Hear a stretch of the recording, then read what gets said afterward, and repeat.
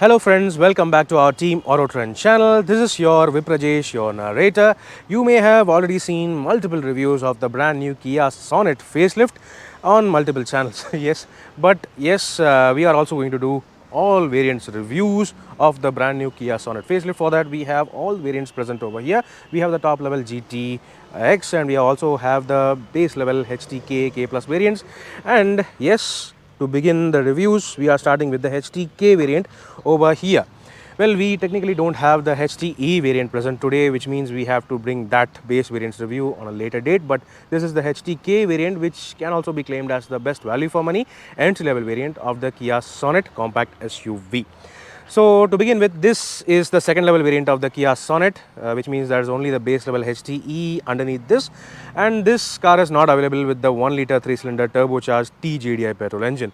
Now regarding the engine specs, this specific car over here is actually the 1.2 litre 4-cylinder Kappa petrol engine equipped version. This is the exact same engine we have also seen on the Grand i10 Neos, the Hyundai Venue, the Hyundai i20 and the pre-facelift Kia Sonet entry-level variants as well. This is the 4-cylinder engine, which means it is very nice, smooth and very silent. However, this does not have an automatic gearbox option. It instead has got only a 5-speed manual gearbox. This petrol engine, this 1.2 engine, now produces 85 PS of maximum power and 115 Newton meters of maximum torque through only a 5-speed manual gearbox. Maximum mileage claimed for this specific 1.2 litre petrol engine equipped Kia Sonet is up to 18-19 km per litre by owners. But still it is very smooth and very okay to drive. Given the fact that you don't have any underbody insulation, it is still very silent and smooth. Apart from this engine, you also have the 1.5 litre 4-cylinder turbocharged CRDI turbo diesel engine. The diesel engine, however, produces 115 PS of maximum power and 250 Newton meters of maximum torque. Okay then. Now regarding the exterior changes, yes, the lower spec variants of the Kia Sonet also have got some significant changes on the exterior, overall design elements and stuff, but the overall dimensions still remain exactly the same. This is still very much an under 4 meter compact SUV body style, compact crossover you may say, because yes, it is tall, it is a bit on the boxier side with a whole lot of ground clearance as well.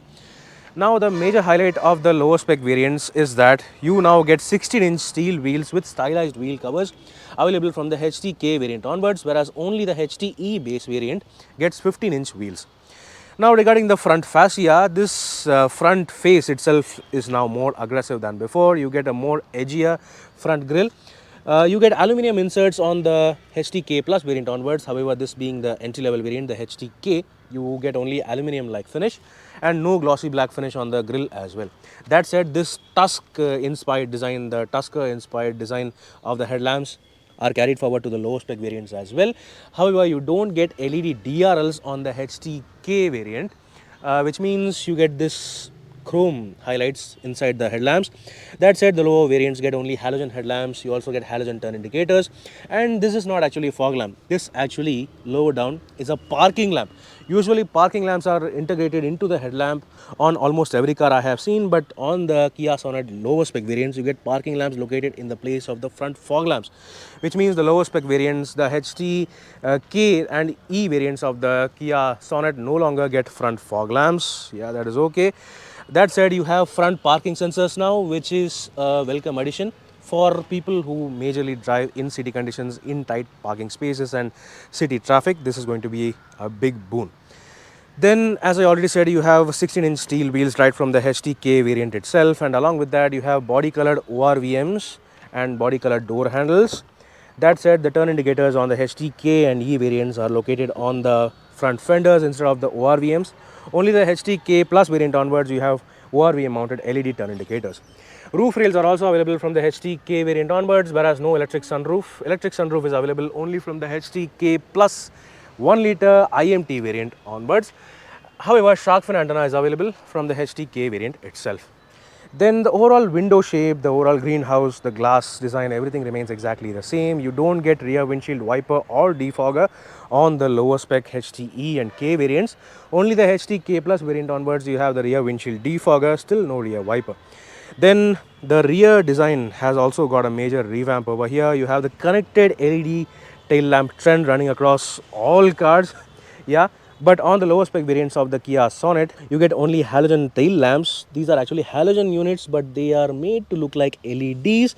The connected element over here on the lower spec variants are especially reflector units. They are not connected LEDs, whereas only from the HTX variant onwards, you get proper connected LED tail lamps with the LED beam running across the width of the tailgate.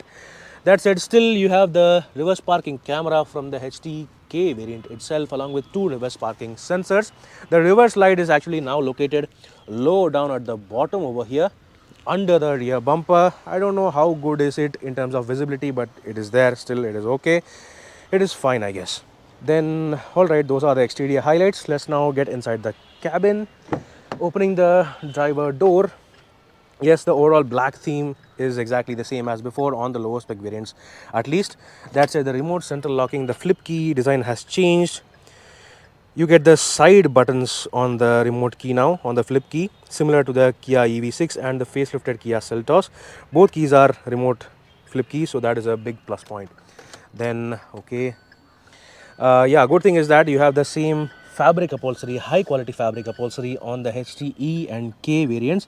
You also have got driver seat height adjust from the HTK variant itself, so that is a big plus point now. Then the door pad design remains exactly the same, and in terms of features as well, it also remains exactly the same. You get all 4 power windows from the HTK variant onwards, along with electronically adjustable ORVMs. Now let's take a seat. Yeah, so this is how the display looks like from the driver seat. You have the 8-inch touchscreen system available from the HTK variant itself, which also surprisingly now provides 4 speakers and 2 tweeters. That is a big plus for a base variant. Yes, I didn't expect that. And along with that, you also have got a reverse parking camera with adaptive guidelines, and yes, you also have Android Auto, Apple CarPlay connectivity, which is also nice to have. The manual AC is there on the HTE and K variants, but still they are easy to use. You have got electronic controls. That is fine, very nice. And the AC vents design remain exactly the same, and so does the dashboard overall layout and design. The steering wheel, as usual, is exactly the same. You get steering mounted audio controls and tilt adjustment only. This instrument cluster also remains exactly the same as before. On the lower spec variants, no analog display for the speedometer. You have the digital display for the speedometer, and this MID can be controlled using the buttons on the right side of the steering wheel. You also have got tire pressure monitoring system available as standard. Let's now turn on the engine.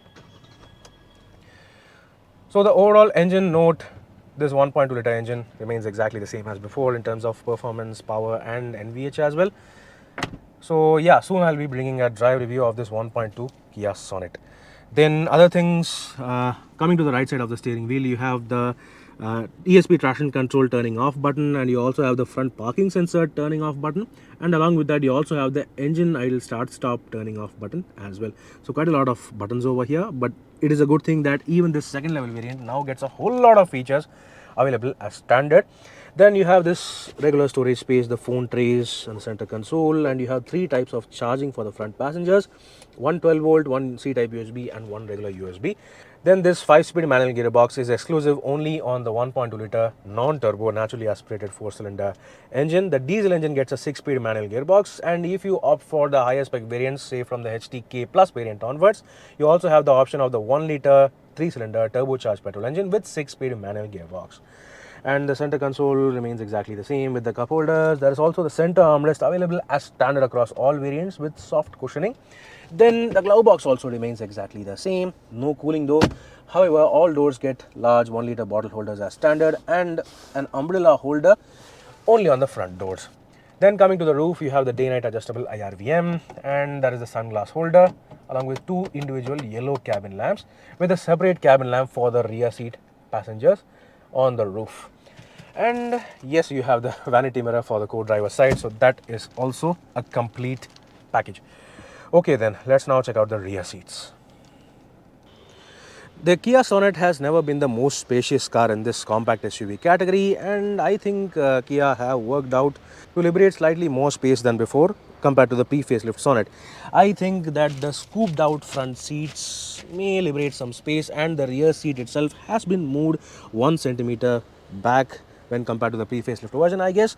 I don't know, let's just take a seat and see. But before that, I would like to show you one thing. On the pre-facelift Kia Sonet, well, at least in the past 1 year, Kia have provided, well, at least for the past few months,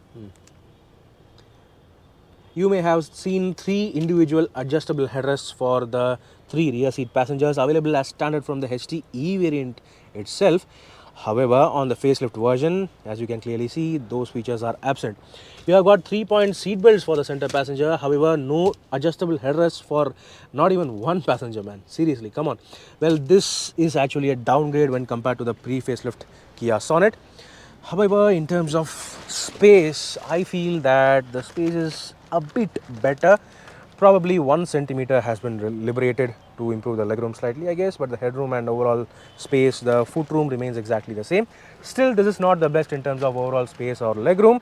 When you compare with other cars such as the Maruti Suzuki Brezza, the Tata Nexon, the XUV 300, and even the Nissan Magnite, the Kia Sonet is still a bit tight in terms of space. Especially if you want to seat 3 people abreast, it is going to be definitely tight. Yeah, there is also a hump on the floor. However, you get rear AC vents available as standard across all variants, and along with that you also have 2 C-type USB charging ports for the rear seat passengers. Then this is the dashboard view of the HTK facelift version of the Kia Sonet.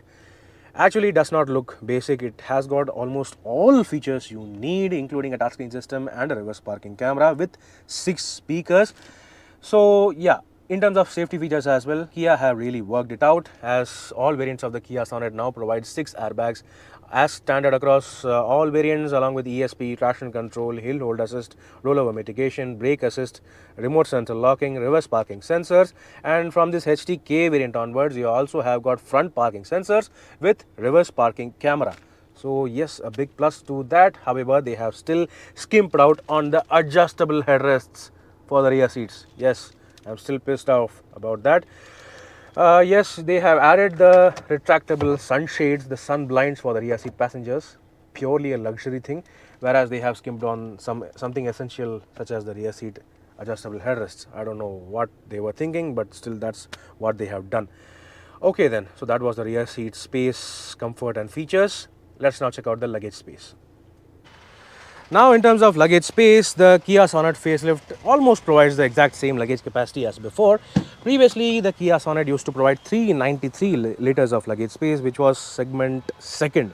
But now this luggage space has reduced at around, say, 385 liters. They have reduced for, I guess, say 8 liters, I guess.